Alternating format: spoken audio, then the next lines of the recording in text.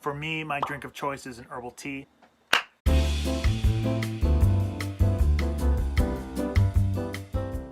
Hi everyone, I'm Robert Merrill. I'm the founder of Connected Well Talent and Recruiting Advisors and a lead recruiting partner with Diversity.io. I'm really excited to be talking with you today on this Hiretual Coffee with Hiretual chat. For me, my drink of choice is an herbal tea.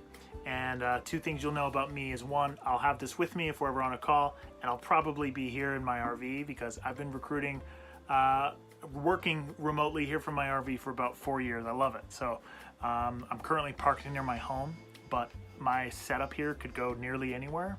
And I'm pretty excited for a chance to get out and do some more camping here pretty soon. So what we're gonna talk about is how can recruiters basically work better with candidates during a time like this when there's so many candidates and we want to help all of them and we want to keep our candidate experience really high, but there's just not a way to really do that with so many applicants coming in. So that's what we're going to talk about. First, let's get to some questions.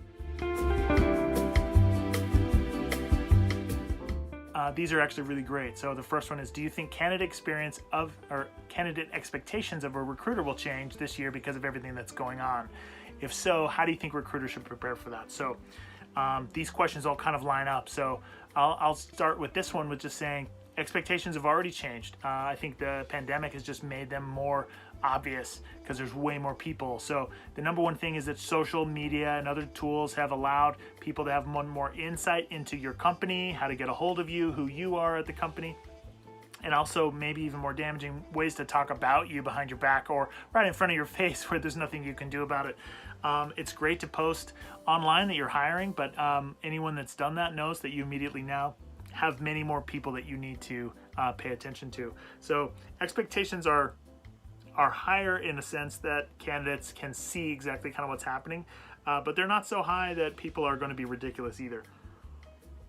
And here's what I mean by that. They're human, you're human. So one of the things I think you can do to prepare for this is perhaps a little counterintuitive, but I'll talk about a little bit more here. But first is just to remember that let's do human things, like let humans do human things and let computers do computer things. And one of the human things humans can do is you can exhale.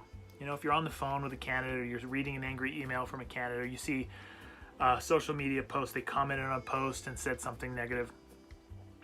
Take a deep breath. And just think, I wonder what they're going through. I have no idea what they're going through, or I've been through that before and I can really see that this is a challenging time. How would I want to be treated in this time? That response from you could actually create a great response from them. So just, I think the way that you can prepare for it is just know that things are different. There are some expectations, but people aren't expecting Herculean feats of heroism, but they do want to be treated like a human. So exhale, breathe. Don't forget, they're just trying to do the best that they can with what they know. Okay.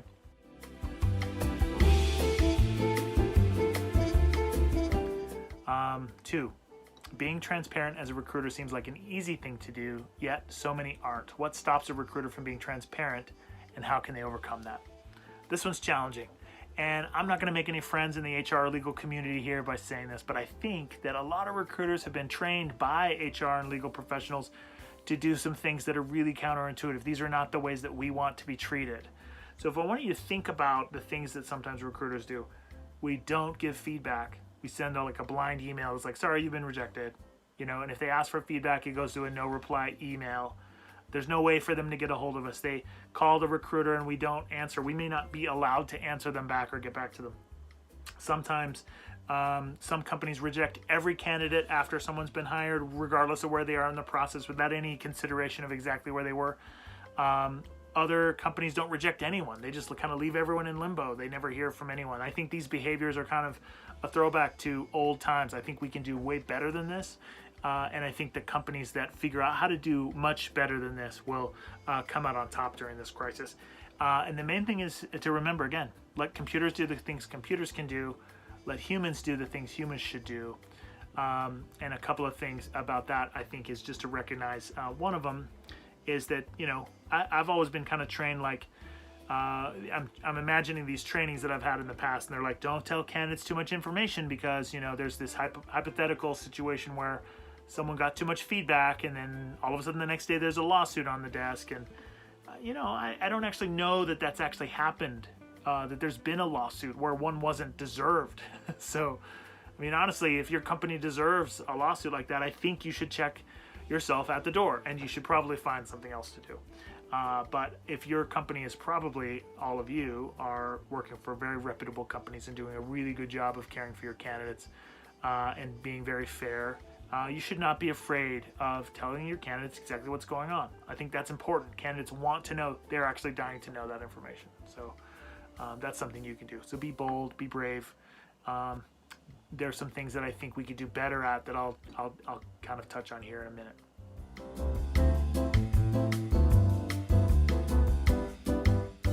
Third, when it comes to managing engagement with so many applicants pouring in, how do you do that in an organized way without being overwhelmed?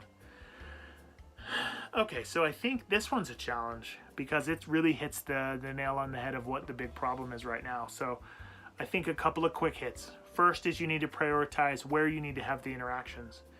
And I think the way that needs to go is the closer to the offer, the more priority is to those interactions.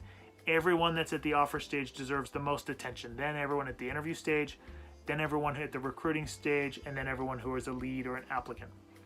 That being said, there needs to be an overall internal conversation about what you're all going to do together.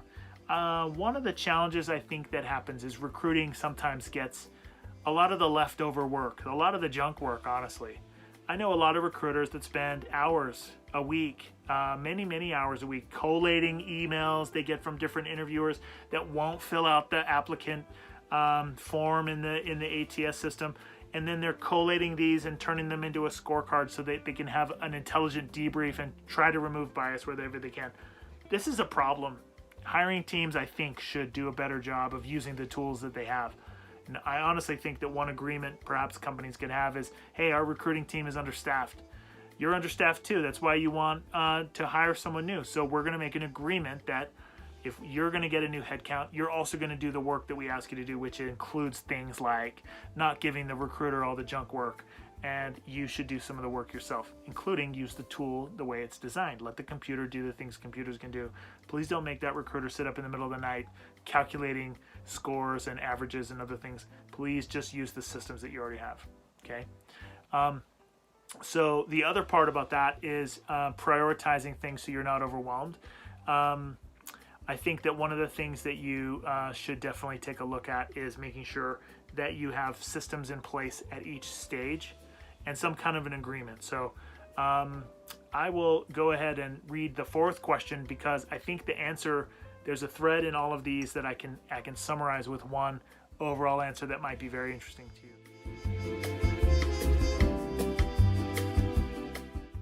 The last question here is, how does a recruiter give VIP treatment to every candidate who applies when there are only enough hours in the day to give time to the candidates whose profile matches the job description?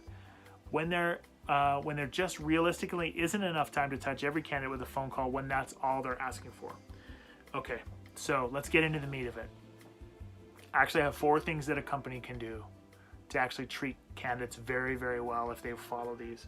So these 4 things are: first, better job advertisements; second, an SLA or a service level agreement during the COVID times; third, human rejection process; and fourth, don't lie to candidates. Let me walk through these. The first thing is better job advertisements. Job advertisements suck. They're terrible. Nobody likes to write them. Nobody likes to read them. There's some diversity and inclusion implications that we can talk about a whole different time.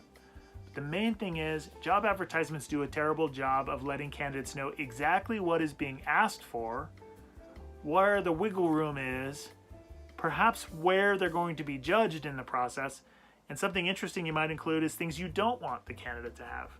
That might be very fascinating. You could try rewriting some of your job descriptions, being much more specific about these things, and see what happens.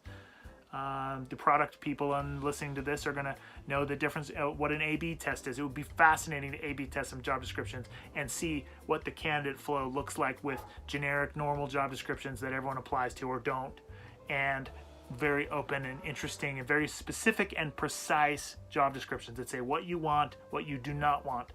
I actually think you'll get better candidates that way. And I wouldn't be surprised if you've got more diverse candidates that way too. Here's a way to level that up. Do a video.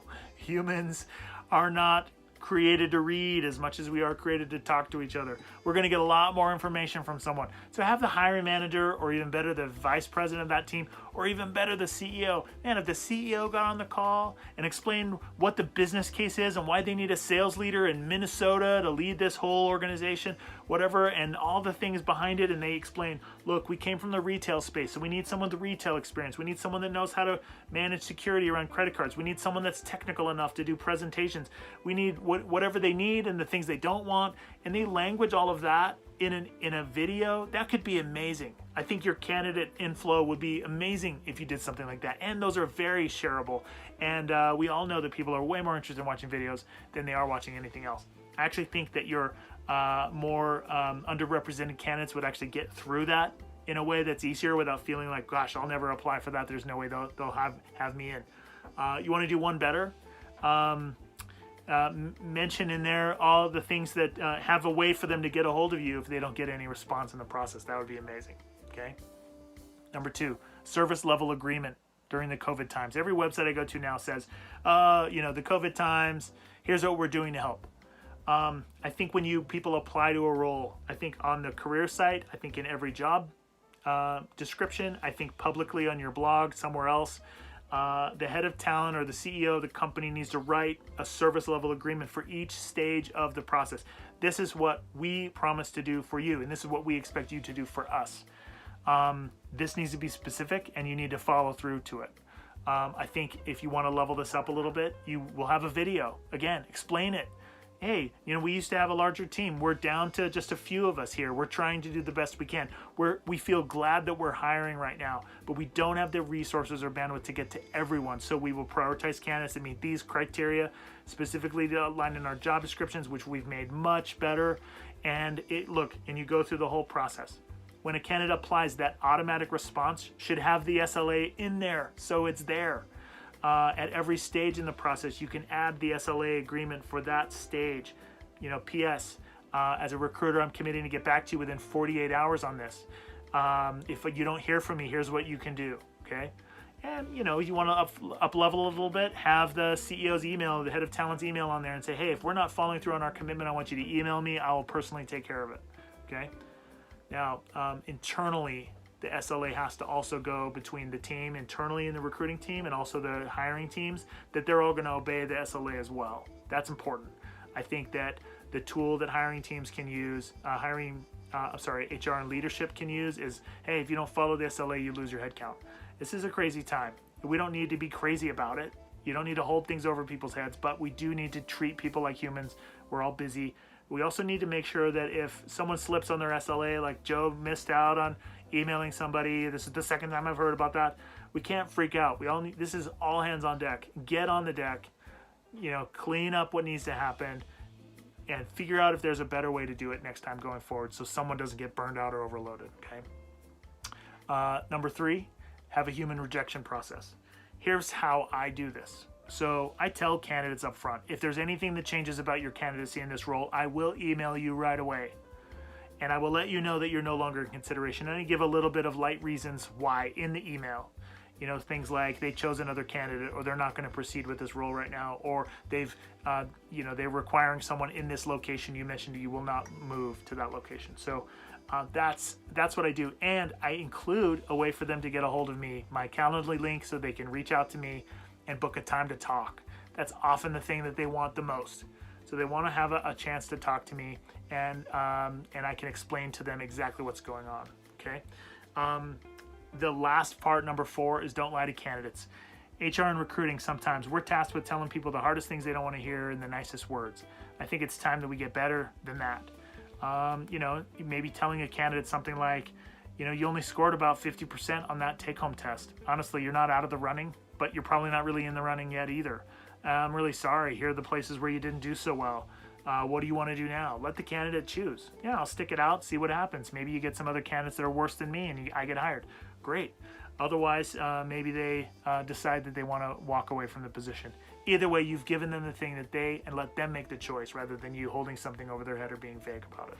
I've appreciated the chance to talk to you here on the Coffee with Hiretual chat. My name is Robert Merrill. You can find me online at connectedwell.com. But I'm way more interesting on Twitter or Instagram. Find me at Ask Rob Merrill, and I'm also on LinkedIn. So definitely check me out. If there's any questions I can answer for you, I'd love to, and I'll talk to you later. Have a great day.